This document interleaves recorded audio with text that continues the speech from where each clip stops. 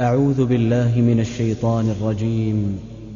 بسم الله الرحمن الرحيم. أفرأيت الذي كفر بآياتنا وقال لأوتين مالا وولدا طلع الغيب أم اتخذ عند الرحمن عهدا كلا سنكتب ما يقول ونمد له من العذاب مدا ونرثه ما يقول ويأتينا فردا واتخذوا من دون الله آلهة ليكونوا لهم عزا كلا سيكفرون بعبادتهم ويكونون عليهم ضدا ألم تر أنا أرسلنا الشياطين على الكافرين تؤزهم أزا فلا تعجل عليهم إنما نعد لهم عدا يوم نحشر المتقين إلى الرحمن وفدا ونسوق المجرمين إلى جهنم وردا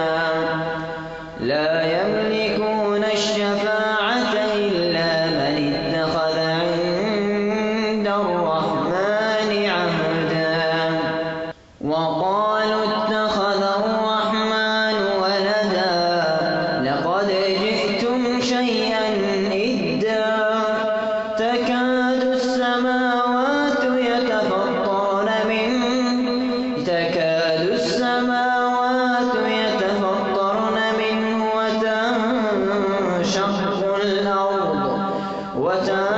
وتنشق الأرض وتخر الجبال هدا أن دعوا للرحمن ولدا وما ينبغي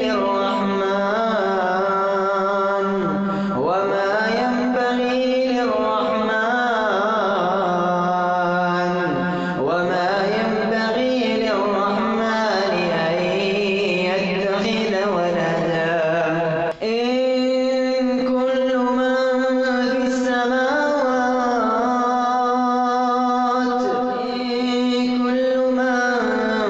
في السماوات والأرض إلا آتي الرحمن عبدا لقد أحصاهم وعدهم عدا وكلهم آتيه يوم القيامة فردا